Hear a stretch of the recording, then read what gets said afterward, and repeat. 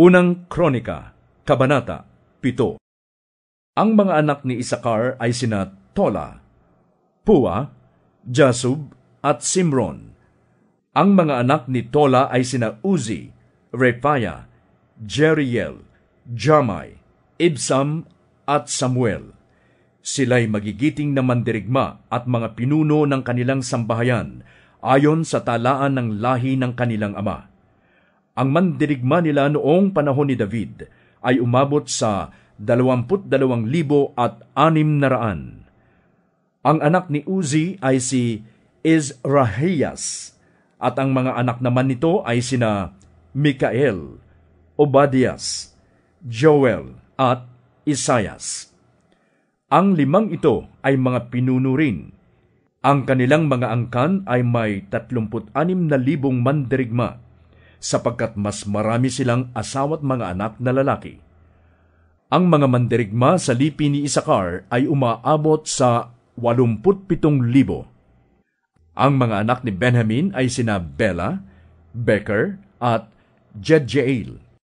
Sina Esbon, Uzi, Uziel, Jeremoth, at Iri naman ang mga anak ni Bela. Sila'y mga pinuno ng kanilang sambahayan at pawang mga mandirigma. Ang kanilang mandirigma ay umaabot sa 22,034. Ang mga anak naman ni Beker ay sina Zemira, Joas, Eliezer, Elionai, Omri, Jeremoth, Abias, Anatot, at Alamet. Sila'y pawang magigiting ng mandirigma at pinuno ng kani-kanilang sambahayan. Ang kanilang mandirigma ay umaabot sa 20,200. Ang anak ni Jedjael ay si Bilhan. Ang mga anak naman ni Bilhan ay sina Jehus, Benjamin, Aod, Kanaana, Zetan, Tarsis, at Ahizahar. Ang magkakapatid na ito'y pawang magigiting na mandirigma at pinuno ng kani-kanilang sambahayan. Ang mandirigma nila'y umaabot sa 17,200. Ang mga Supamita at Hupamita ay buhat sa lahi ni Ir. Ang mga anak ni Dan ay si Husim at ang angkan ni Aher. Ang mga anak ni Neftali ay sina Jaziel, Guni, Jezer, at Salum. Buhat sila sa lahi ni Bilha. Ito naman ang mga anak ni Manases sa asawa niyang Aramea, Azriel, at Makir na ama ni Gilead. Ikinuha ni Makir ng asawa sina Hupim at Supim. Ang pangalan ng kapatid niyang babae ay Maaka. Ang pangalawang anak ni Makir ay si Zelophehad. Babae namang lahat ang anak nito. Si Maaka na asawa ni Makir ay nagkaanak ng lalaki, at ito'y pinangalanan niyang Peres. Ang sumunod ay si Seres. Dalawa naman ang naging anak nito, sina Ulam at Requem. Ang anak ni Ulam ay si Bedan. Ito ang mga angkan ni Gilead na anak ni Makir at apo ni Manases. Ang kapatid niyang babae ay si Hamoleket na ina ni Ishod, Abiezer at Mala. Ang mga anak naman ni Semida ay sina Ahian, Shechem, Likhi, at Aniam. Ito ang mga sumunod na salinlahi ni Ephraim, si Sutela na ama ni Bered na ama ni Tahat. Si Tahat ang ama ni Elada na ama ni Tahat. Siya ang ama ni Zabad na ama ni Sutela. Anak din niya sina Ezer at Elad na pinatay ng mga taga-Gat nang tangkain nilang nakawin ang kawan ng mga taga roon. Matagal itong ipinagluksa ni Ephraim, kaya't inaliw siya ng kanyang mga kapatid. Ngunit naglihim muli ang kanyang asawa, at lalaki naman ang naging anak. Beria ang ipinangalan niya rito dahil sa kasawi ang inabot nila.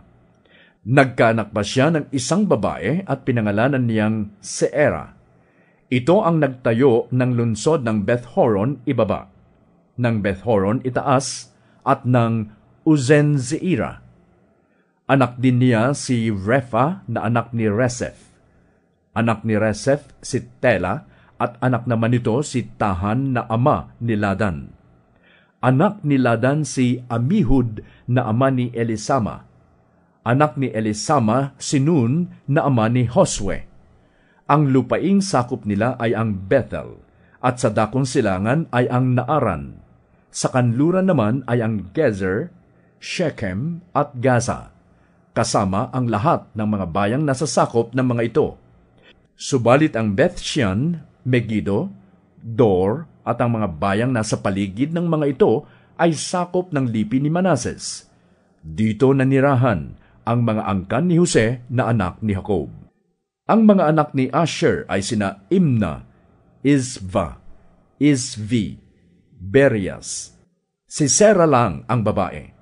Ang mga anak naman ni Berias ay sina Heber at Malkiel na ama ni Birzavit. Si Heber ang ama ni na Japhlet, Somer, Jotam. Si Sua lang ang kapatid nilang babae. Ang mga anak ni Japhlet ay sina Pasak, Bimhal at Asvat. Ang mga anak naman ni Somer ay sina Ahi, Roga, Jehuva at Aram. Ang mga anak ng kapatid niyang si Helem ay sina Zophah, Imna, Seles at Amal. Ang mga anak ni Zophah ay sina Sua, Harnefer, Sual, Beri, Imra, Bezer, Hod, Samna, Silsa, Itran, at Bira. Ang mga anak ni Jether ay sina Jephune, Pispa, at Ara. Ang mga anak ni Ula ay sina Ara, Haniel, at Rizia. Lahat ng ito'y buhat sa lipi ni Asher na mga pinuno ng kani-kanilang sambahayan at kilalang mga mandirigma. Ang kawal nila'y umaabot sa 26,000.